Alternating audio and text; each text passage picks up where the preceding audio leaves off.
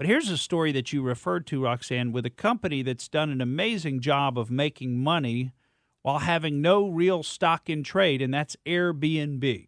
I mean, what an amazing story Airbnb has been, where they convince you to rent out your property, and they make money off of it. All they are is really connecting you. They're not providing the renters, and they're not providing the property, and yet they have a bigger valuation than probably the entire hotel industry, I'm guessing. I didn't look at the numbers ahead of time, but they've got an unbelievable valuation on their business, Airbnb. Well, here's something you probably didn't know about Airbnb, particularly if you're somebody who has rented a unit through Airbnb. It wasn't just a simple transaction. It wasn't like at a hotel when you go to book a hotel and all you have to do is book the hotel and it's booked for you. I mean, do you know that anybody who's booked an Airbnb in the last 6 years has been run through their proprietary algorithm? And you might say, what does that mean, proprietary algorithm? Well, they've got a computer system that amounts to what we would call artificial intelligence that they run you through. And all this comes out because the Electronic Privacy Information Center, known as EPIC, and they've been around for a while, over 20 years, EPIC put a complaint in against Airbnb because they're not revealing this to people. They've got a secret algorithm. Nobody knows what the algorithm exactly, what values it attributes to people, but it involves predictive analytics and machine learning, which is artificial intelligence, to determine the trustworthiness and compatibility of the renter. It also attempts to rate your personality and assigns to you certain personality characteristics across a pretty broad range of personality traits. They'd never rent to me.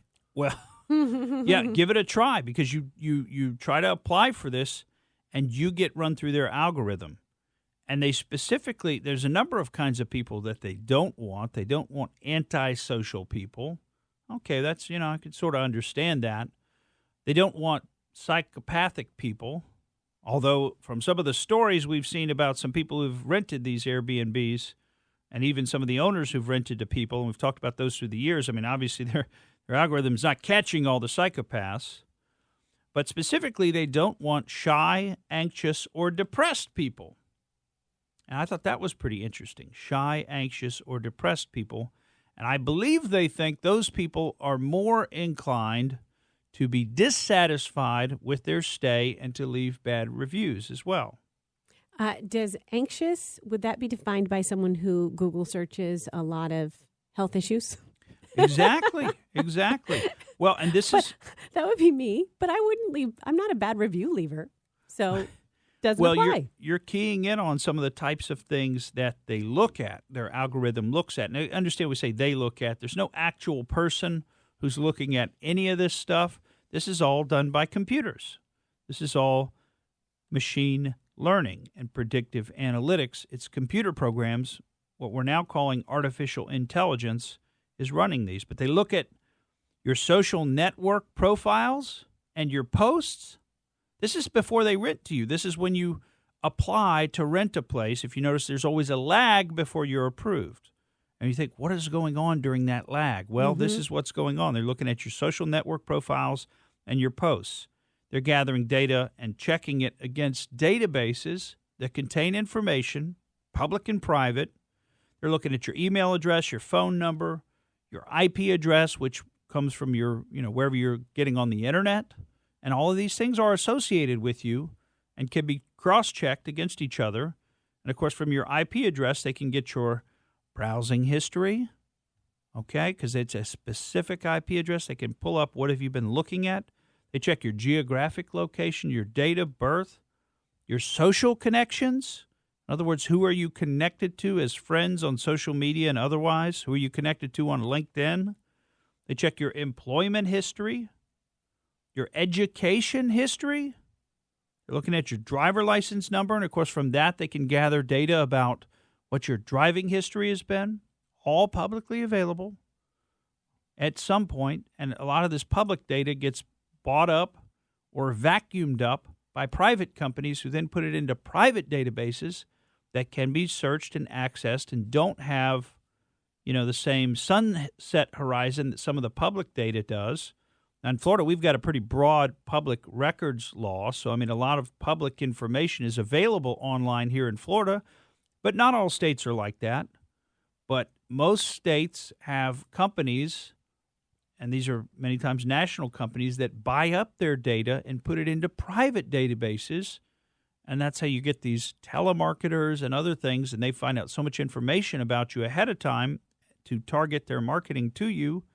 This is all coming out of private databases that have been seeded with government information that's been purchased. And occasionally you'll read articles about the different DMVs, the Department of Motor Vehicles, like, for example, in Texas and California, who make millions of dollars every year selling this data on you, to these private companies that create these private databases that are used by marketers. The algorithm that Airbnb employs also looks at your financial account information, whether you've got a blog and what kinds of things you're posting in the blog, and it tries to analyze your posts both on social media and on the blog to determine your personality. Is it too late to get off all this stuff? I know. It probably is. Goodness gracious. Well, you need to have some kind of a system, to clean up your social media probably. And there's one out there called Jumbo, and it looks like an elephant. It's an app like Dumbo, but it's Jumbo. That one seems to be fairly broadly recommended. Mm-hmm. It automatically cleans up your social media for you, including deleting any old posts over a certain date, and you can pick the date, 1 year, 3 months, 1 month, whatever it is. That probably makes sense. That's probably a good idea. But understand, once you post something on social media, there's a record. There's a record forever. Somebody's already gone and captured it. Uh-oh. You're going to be spreading the coronavirus. Okay. Yeah. I see you getting ready. To spray me with aerosolized particles. It's going to happen. Okay, just look at the light. I forget if looking at the light makes you sneeze or doesn't make you sneeze. It does make you sneeze, looking at the light. Shoot. Okay, well, I think I suppressed it. But listen to some of these personality traits that Airbnb is looking for.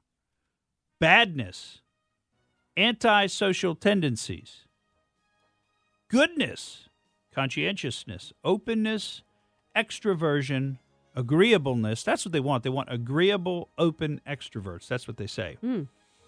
Neuroticism, narcissism, Machiavellianism, or psychopathy. I can see someone And writing a review. The end justifies the means. Okay. Come on.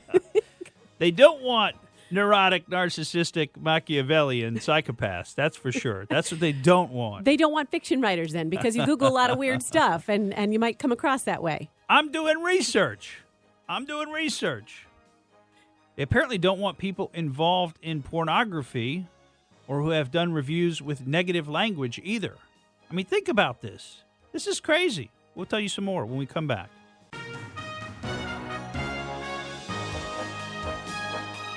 I just want to finish out this Airbnb thing, because then we are going to talk about one. We're going to flip back again, and then we got to go out there. But I just want to finish this Airbnb thing.